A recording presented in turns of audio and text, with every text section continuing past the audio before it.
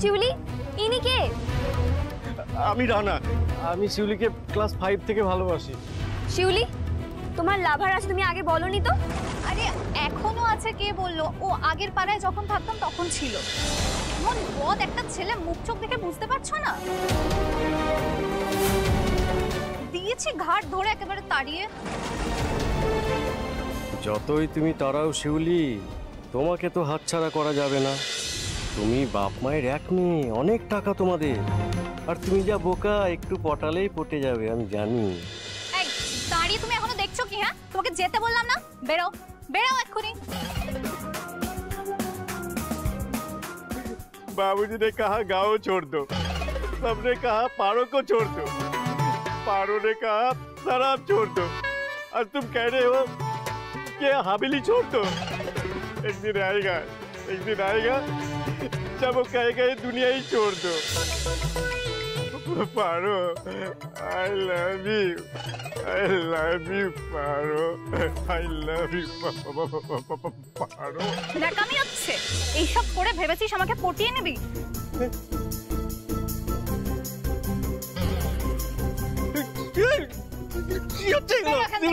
যেতে বলছি তোকে তখন। তুই তো জানে মান শিউলি, এরকম করতে পারো না। বেরোবি তুই? না। আমার আর কাব্যর মধ্যে যদি কেউ ব্যাগরা দেওয়ার চেষ্টা করেছে তোকে আমি দিয়েছি।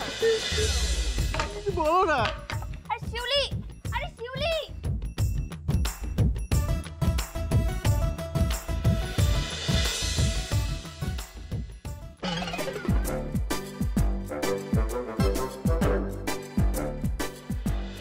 এই শোনো,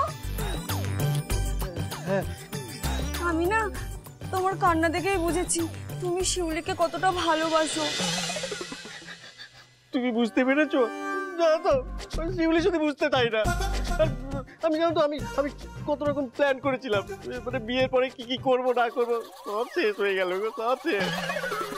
ভালো মতো পণ তো নেবই, সাথে শিউলি যা যা গয়না পাবে ওকে ভজিয়ে সব নিয়ে নেব। জানেন তো এই জন্মে মনে হয় আমার আর স্বাদ পূরণ হবে না। কেন পূরণ হবে না? তোমার স্বপ্নের রানী তো কুমারীই আছে, তুমিই হবে রাজা, আমিই দেবো তোমার বিয়ে। তুমি দেবে? হ্যাঁ। কি করে? মানে কে? তোমাকে তো আমি চিনিও না। চিনবে, সব চিনবে। আমি তোমাকে বলছি কি করতে হবে।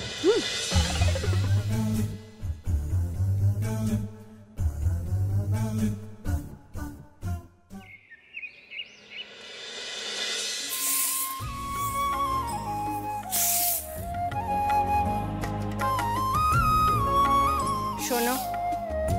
হ্যাঁ দিদি, আমার সংসারের আর কোনো কাজ তোমাকে করতে হবে না। তোমার সঙ্গে আমাদের এইটুকুই তো কথা ছিল যে আমার স্বামী যতদিন অসুস্থ থাকবেন তুমি তার সেবা করবে। তিনি এখন সুস্থ, এবার তুমি যাও। মিনু। সুস্থ কোথায় দিদি? ও তো এখনো সারা রাত কাশে। বুঝতে পেরেছি, তুমি যে কোনো বাহানায় এখানে থেকে যেতে চাইছো, তাই তো? ঠিক আছে, একটু দাঁড়াও।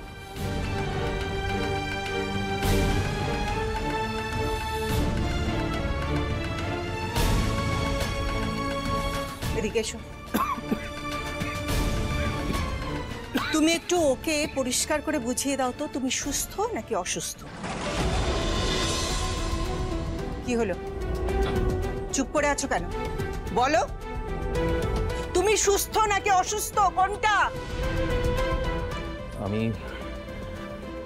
আমি সুস্থ হয়ে গেছি। ব্যাস, বাবা তো বলেই দিল। শোনো, তুমি অনেকদিন থেকেছো আমাদের বাড়িতে, আর থাকার কোনো দরকার নেই, এসো তো।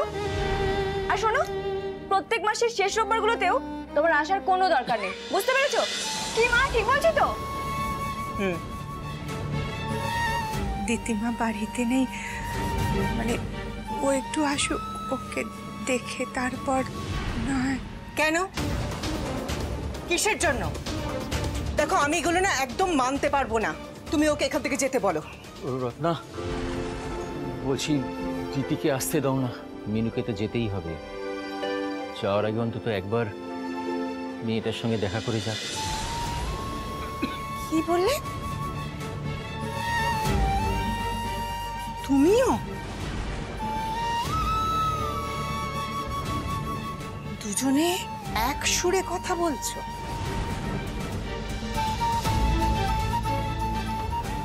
দিতি এ সংসারের মাথা। এ সংসারটা কার? আমার তো। আমি যখন বলছি তখন ও এখান থেকে যাবে। আমি এ সমস্ত কিছু একেবারেই বরদাস্ত করব না। ঠিক আছে দিদি, আমি চলে যাব। শুধু একটা অনুরোধ ছিল তোমার কাছে, মানে আমি দিদিমাকে আর তোমাদের সবাইকে একটু রান্না করে খাওয়াতে চাই। তুমি দয়া করে না বলবো না দিদি। আরে না বলবো না কেন? ওই রান্নাঘরে আমি কেন তোমাকে ঢুকতে দেবো গো? ওই রান্নাঘরটা আমার, এই সংসারটা আমার। আমি কেন তোমাকে ওখানে ঢুকতে দেবো? আমাকে বলতে পারো? এ সমস্ত হবে না। মা শোনো শোনো শোনো, আরে শোনো না, শোনো কি করছিস? কি ছাড়। শোনো ঠিক বলছি, শোনো না, গরমে তো তোমার রান্না করতে কষ্ট হয় বলো, আর তাছাড়া তুমি তো রান্না করতে ভালোবাসো না। একদিন না হয় ওই নীলু মাসিকে খাটিয়ে নাও না, ওই ফাঁসির আসামির শেষ ইচ্ছা পূরণের মতো। হ্যাঁ, রান্নাটা হয়ে গেলেই একেবারে বাড়ি থেকে বিদায় করে দিতে। এতদিন তো ওনাকে থাকতে দিলে, একটু ফায়দা নেবে না? সব মরতে হবে নাকি?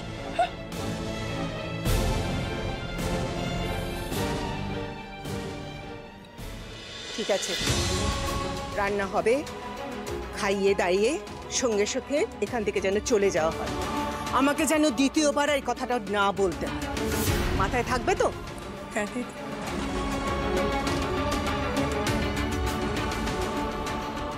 তুমি এখানে সঙ্গের মতো দাঁড়িয়ে রইলে কেন? কি কাজ আছে তোমার এখানে? ভেতরে চলো।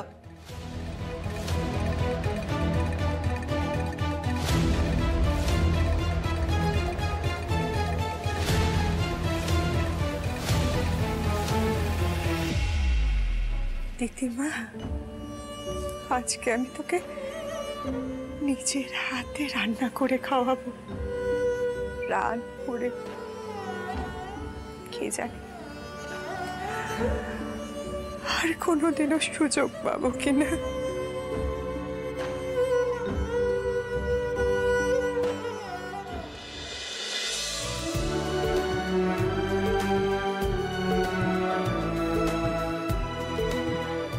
ও বাবা, কি গো আজ এত আয়োজন করেছো?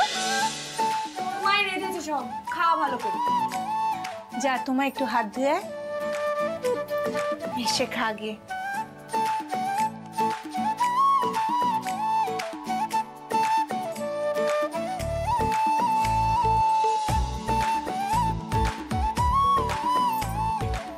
দেখ তো মা, তোর জন্য কি কি রান্না করেছি। সব তোর পছন্দের খাবার, ভালো করে খাস মা।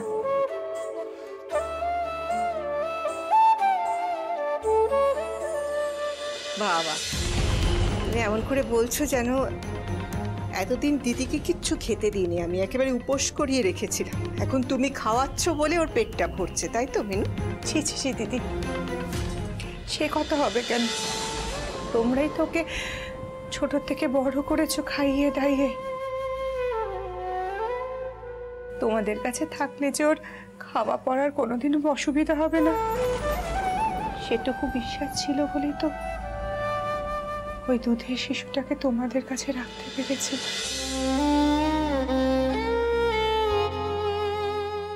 আমি জানতাম তুমি ওকে বুকে আগলে ধরে রাখবে, তবু মায়ের মন তো একটু নিজে হাতে মেয়েকে খাওয়াতে স্বাদ হয়তো। কোনোদিনও তোকে কিছু করে খাওয়াইনি, নিজে দুধটুকুও না।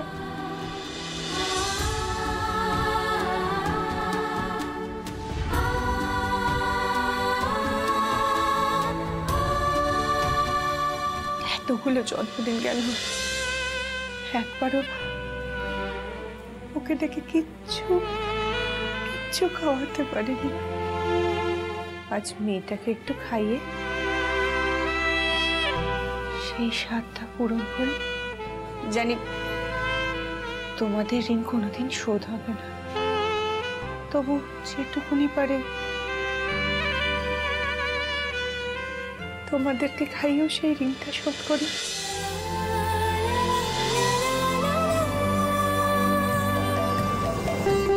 তুমি আমায় খাইয়ে দাও।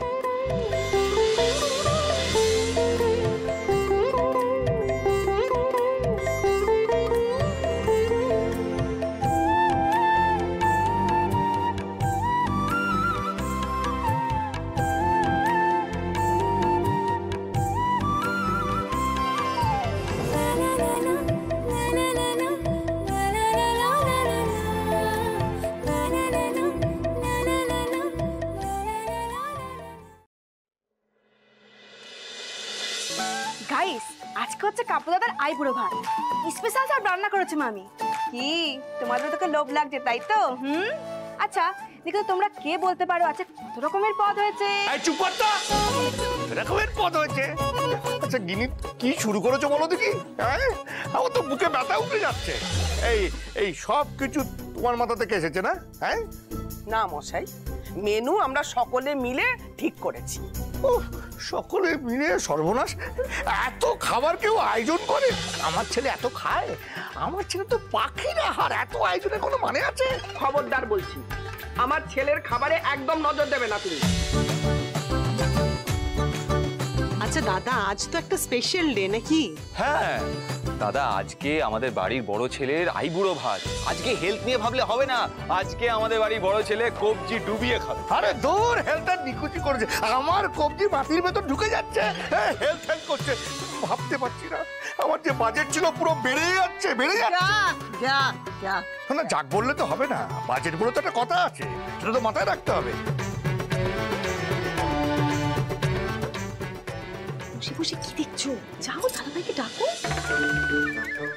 আমি মা একটা জিনিস ঠিক করেছি, এই যে আমাদের যে মেনু হবে না, তার থেকে যদি রসগোল্লাটা বাদ দিয়ে দিই তাহলে খরচটা ঠিক। গবা গবা, আমি কিন্তু শেষবারের মতন বলে রাখছি, যদি রসগোল্লা বাদ যায় না তাহলে তো দোকানে সুতো বেঁধে আমি ঝুলিয়ে রেখে দেবো। মা ওদের দেখেছো দেখেছো? হ্যাঁ, সবাই মিলে আমাকে নিয়ে হাসাহাসি করছো তো। হ্যাঁ, এত খরচ হচ্ছে সেদিকে কারোর খেয়াল নেই। কি সাজিয়েছে দেখো। হ্যাঁ, চারিদিকে মালা, মধ্যেখানে থালা, খুব কাজ হয়েছে। হ্যাঁ, মানে পয়সা করির কারোর কাছে কোনো দাম নেই। ঠিক আছে, আমি এসবের মধ্যে নেই, আমি এখানে থাকবো না। না না না, এই তো মুম্বাই এসে গেছে। দেখি এই আমার দোকানের পুতুল।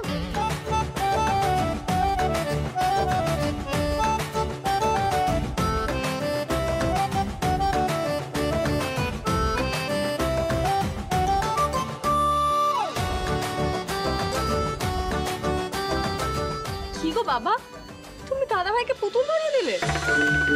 আরে ভালোই তো হলো, একটু প্র্যাকটিস হয়ে গেল। বিয়ের পরে তো বউয়ের হাতের পুতুল হয়েই থাকতে হবে, তাই না?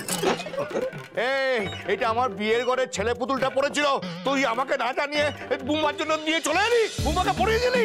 শোনো জেঠু, তোমার ওই পুতুলের থেকে না দাদাভাইকে এই পাঞ্জাবিটা অনেক বেশি মানাচ্ছে। ইয়ার কি হচ্ছে?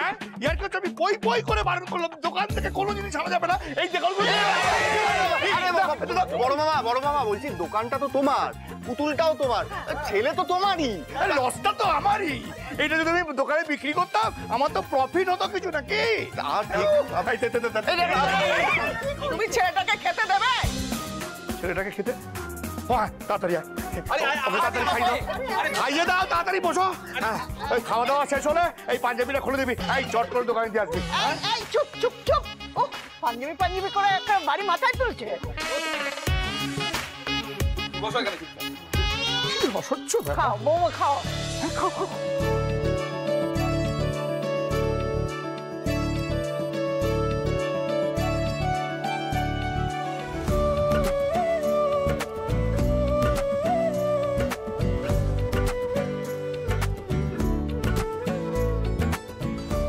সত্যি বুম্বা, এমন দিনও যে কোনোদিন আসবে আমি স্বপ্নেও ভাবিনি।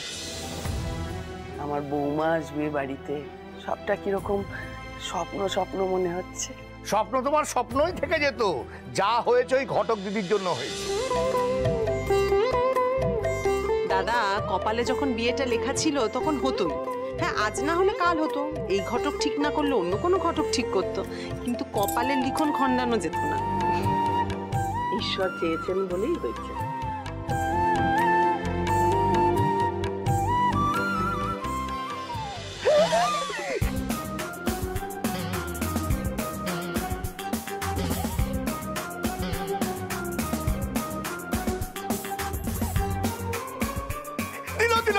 দিল আমার পাঞ্জাবিটা সর্বনাশ করে দিল। দেখলি ও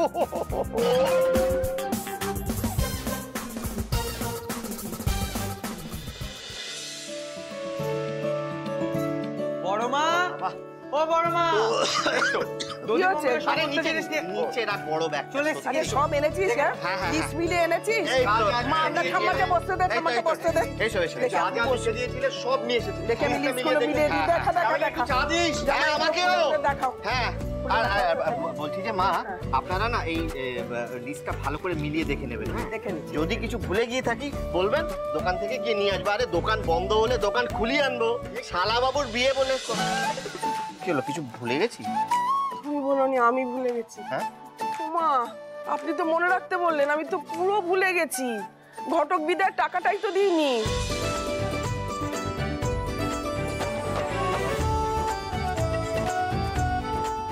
কাকে দিতে হবে বদ্দি? আরে ঘটক দিদিকে, ঘটক বিদায়ের টাকা তো দিতে হবে। নামটা যে কি সেটাও তো ভুলে গেছি। 5,000 টাকা পাঠাতে হবে। আরে মেয়েটার তো আজকে এখানে এসে থাকার কথা ছিল, তাই তো বলেছিল বাবা। আপনার ছেলের কথা বাদ দিন তো মা। আর তাছাড়া বেয়াই বেয়ানো চান না ওই মেয়েটা বিয়ের সময় এখানে থাকুক। ও মেজো, ড্রাইভারকে দিয়ে 5,000 টাকা পাঠিয়ে দিস তো। আচ্ছা বেশ, ঠিক আছে। আর শোন, এদিকে আয়। এইখানে না 50টা ছাপা শাড়ি রাখা আছে। হ্যাঁ, ওই ড্রাইভারের বউ, মালির বউ, ঠিকেজি যারা আছে তাদের জন্য। এখান থেকে সবচেয়ে ভালো ছাপা শাড়িটা ওই ড্রাইভারের হাতে ঘটক দিদির কাছে পাঠিয়ে দিবি। বাবা মা, আজকে হাওয়া তো একদম বদলে গেল। মানে যে ঘটক দিদিকে তুমি এতদিন মাথায় করে নাচছিলে, মানে যে আমাদের বংশ উদ্ধার করতো, তাকে তুমি শাড়ি পাঠাচ্ছ ড্রাইভারের হাত দিয়ে? হ্যাঁ গো বড় মালিক, এটা কি ঠিক দেখাবে? তা কি করব আমি? রাত পোহালি বিয়ে, বাড়িতে এত এত কাজ, আমি যাব শাড়ি আর টাকা পৌঁছতে? আমি পারবো না, আমার সময় নেই হাতে। সত্যি বাবা, এই ঘটক মেয়েটাকে নিয়ে না তোমরা একটু বেশি বাড়াবাড়ি করছো।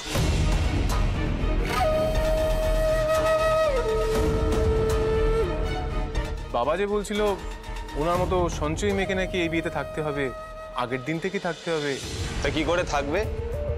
মা সেদিনকে ওই মেয়েটার হাতে বালা পরিয়ে তো কেসটা পুরো কেচে দিয়েছে। তবে মেয়েটা যে নেই ভালোই হয়েছে, নাহলে আবার তোর হবু বউ খোঁজে যাবে।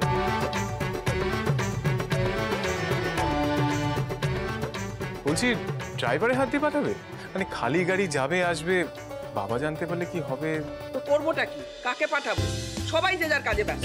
বলছি কি মা, আমি তো ব্যস্ত নেই, আমি তো বেরোচ্ছিলাম, আর খুব একটা কাজের প্রেশারও নেই, আমি দিয়ে আসবো। ওকে দে, ও গিয়ে দিয়ে আসুক। এই তোরা চল, লিস্টগুলো মেলাই। এনে সেই আমায় বিয়ের পিড়িতে বসিয়ে ছাড়লো। এই শোধ তুলতে না পারলে এতদিন কি ওকালতি করলাম, আর তো দেখা হবে না। শেষ একবার ঘটক দিদিকে কথা শোনানোর সুবর্ণ সুযোগটা ছাড়ি কি করে? আজ চলে যাবে বলে এত ঘটা করে খাওয়ালে না? যদি না খাই তাই আগে থেকে কিচ্ছু বলনি না? কেন যাবে তুমি? থেকে যাও না এখানে, তোমার তো এখানে থাকার অধিকার আছে। পাগলি মেয়ে, এখন কি আর সেই বয়স আছে রে যে অধিকারের জন্য লড়বো? সময় তো চলে গেছে রে, এই সময় আর ফিরে আসবে না। তবে কি জানিস মা, যাওয়ার আগে যে আমি আমার আসল পরিচয়টা জানিয়ে তোকে যেতে পারছি, এতেই আমি নিশ্চিত। এবার নিশ্চিতভাবে শান্ত মনে মরতে পারবো। আর কথা কখনো বলবে না।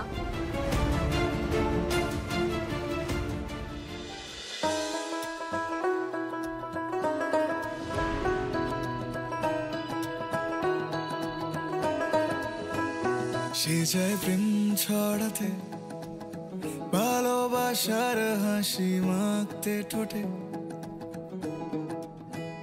সে যায় খুব আদরে।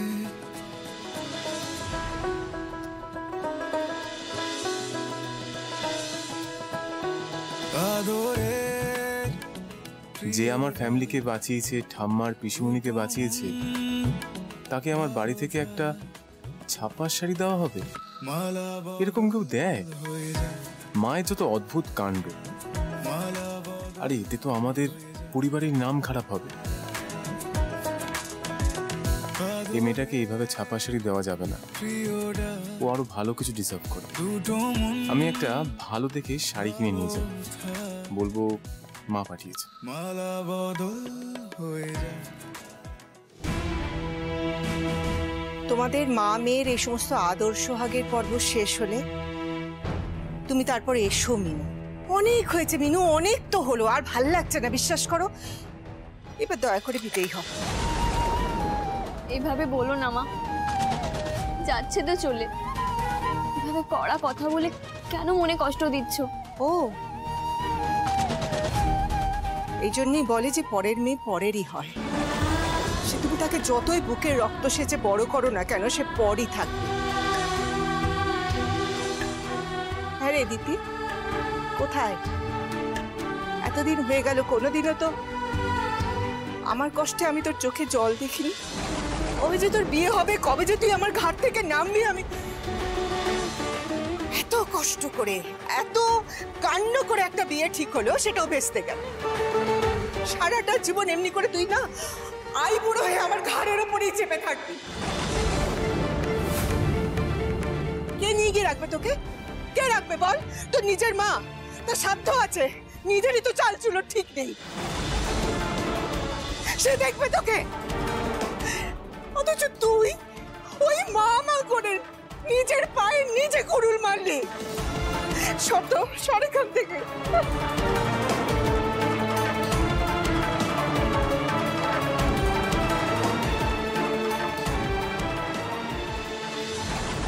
আমি তো জানি আমার কোনো দিন বিয়ে হবে না, সারাটা জীবন অন্যদের বিয়ে দিয়েই কাটবে।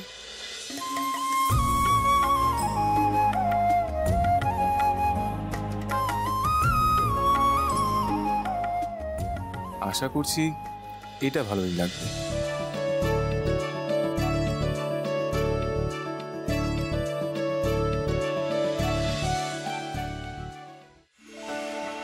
ঘটক দিদি আছেন নাকি? ঘটক দিদি, আপনি এখানে এই সময়? রেমুনারেশন, আপনার রেমুনারেশন আর শাড়ি পাঠাবো না। নিন।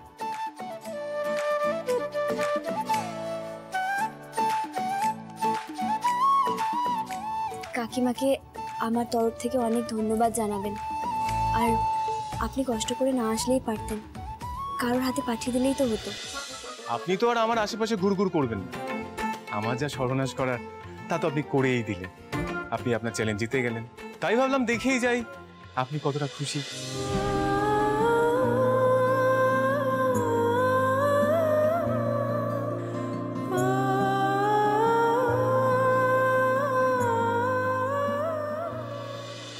না জানি আর কত জেঠিমা কাকিমা পিসিমাদের ধরে ধরে আরো সর্বনাশ করবেন, কে জানে।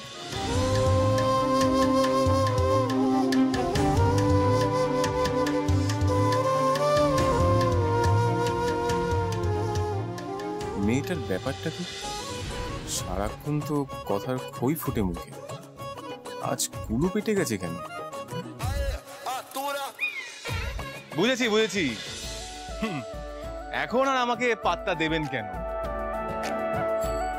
আমার সর্বনাশ করা তো হয়ে গেছে, এখন নিশ্চয়ই আপনি অন্য টার্গেট খুঁজছেন, তাই না? দেখুন, আপনি আমার উপর রাগ করতেই পারেন, কিন্তু আমি আমার শুধু কাজটুকু, মানে ঘটকালিটুকুই করেছি। আমি জানি আপনি বিয়েটা করতে রাজি ছিলেন না, তাই হয়তো জোর করেই আপনার বিয়েটা দিচ্ছি। কিন্তু বিশ্বাস করুন, বিয়েটা খুব ভালো জিনিস। আপনি যেমনটা ভাবেন না তেমনটা একদমই নয়। তাহলে কেমন?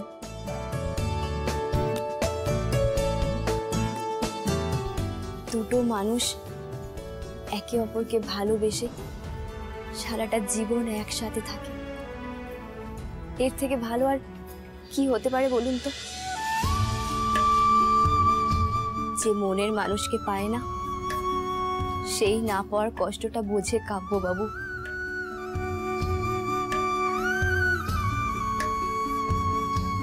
ঈশ্বরের কাছে প্রার্থনা করি আপনি যেন এমন কষ্ট কোনো দিনও ভোগ না করেন। আপনার বৈবাহিক জীবন খুব সুখের হোক, শান্তির হোক। শিউলির সাথে আপনি যেন সারা জীবন খুব সুখে থাকেন। মনটা একটু শান্ত করে বিয়েটা করুন, দেখবেন সব খুব ভালো হবে। আরে আমি এর সাথে ঝগড়া করতে এলাম, এ তো পুরো পাল্টে খেয়ে গেল। এমন করে কথা বলছে ঘটক দিদি, মনে হচ্ছে মন খারাপ।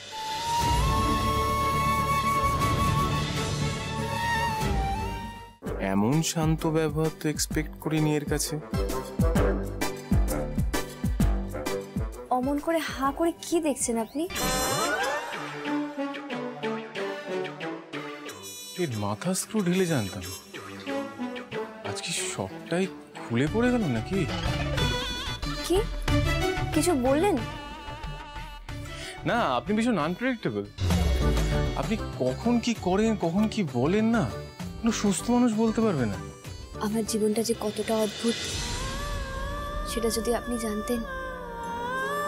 জীবনে যে কখন কি হয় সেটা যদি লোকে বলে দিতে পারতো না, তাহলে এক মিনিট, কি বলেন আপনি?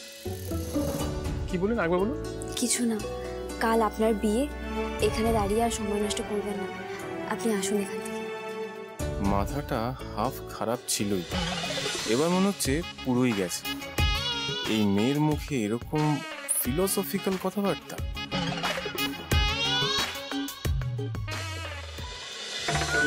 তুমি আমাকে এই মরকটটার সাথে দেখা করতে নিয়ে এসেছো? আমি তো আজকে একে জানে মেরে দেবো। তোমার জন্য আমি জান দিতে পারি, জানে মানে জানে মান না। ইস, শিউলি, আমি তোমার হাত কেটে রক্ত দিয়ে হোলি খেলবো শিউলি। তো বড় বদমাশ দেখেছো? তুই আমার রক্ত নিয়ে খেলবি না? দাঁড়া, তোকে আমি খেলাচ্ছি।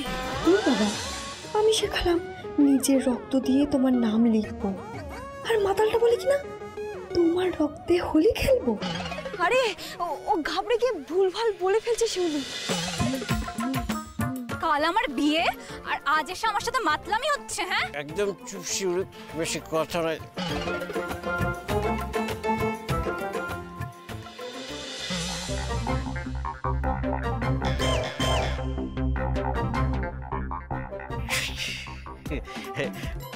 মদ হাট হাট মদ শেষ।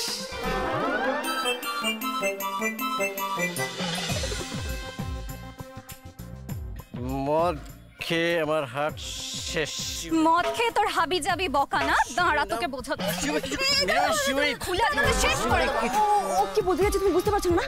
আমি তোমাকে বোঝাচ্ছি। ও তো মদ খায় কারণ ও তোমার জন্য দেবদাস।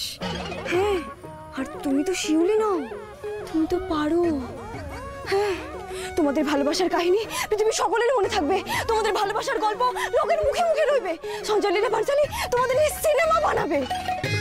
আর তুমি হবে ঐশ্বর্য, আর রানা হবে শাহরুখ।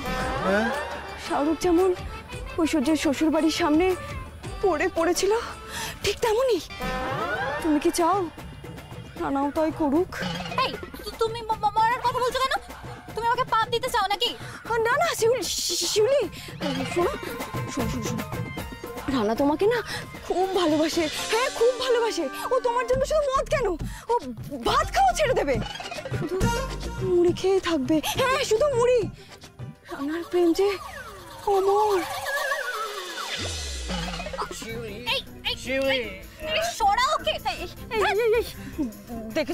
দেখেছো তো ভালোবেসে তোমার কেমন পায়ে পড়ছে। তুমি এক বোকার হদ্দ। হ্যাঁ, যে কাব্য উকিল তোমাকে ভালো অব্দি বাসে না, পাত্তাই দেয় না। তার ভালোবাসা পাওয়ার জন্য উঠে পড়ে রেখেছো। এরকম সোনার চাঁদ ছেলেকে পায়ে ঠেলে দিও না শিউলি, বুঝলে? তাহলে শিউলি কাব্যকির ক্যান্সেল তো? রানাই ঠিক রইলো? মোটেই না, একে তো আমি কোনো মতেই বিয়ে করব না। শিউলি যা। আচ্ছা বেশ, তাহলে আমি চলি। শুনুন, আপনার এই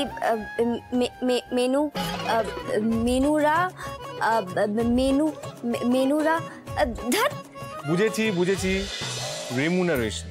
রেমুনারেশন হ্যাঁ, ওই রেমু না রেশন। হ্যাঁ, রেমু না রেশনের জন্য অনেক ধন্যবাদ আপনাকে। উফ, আপনার মুখটা না পুরো দেখার মতো হয়েছিল। মানে ওই রেমুনারেশন বলতে গিয়ে মনে হচ্ছিল যেন কেউ আপনার আলজিবে কাপড় শুকানোর ক্লিপ লাগিয়ে দিয়েছে। এইটা ঠিক আছে, আপনাকে না ওই গম্ভীর গম্ভীর কথায় মানায় না, বুঝতে পারলেন? আপনি কালকে সকাল সকাল আমার বাড়িতে চলে যাবেন, মানে আপনার তো আমার গুরু দায়িত্ব আমার সর্বনাশ না, মানে বিয়েতে। তো আপনি একটা কাজ করুন তো, করুন তো, করুন না, করুন না বলছি তো। হ্যাঁ, ওই দাঁতগুলো একটু নড়বড়ে হয়ে গেছে, ওই রেমুনারেশন উচ্চারণ করতে গেলেন না, দাঁতটা একটু নড়ে গেছে, দাঁতের ডাক্তার দেখিয়ে নেবেন, ডেন্টিস্ট। কেমন? চলি।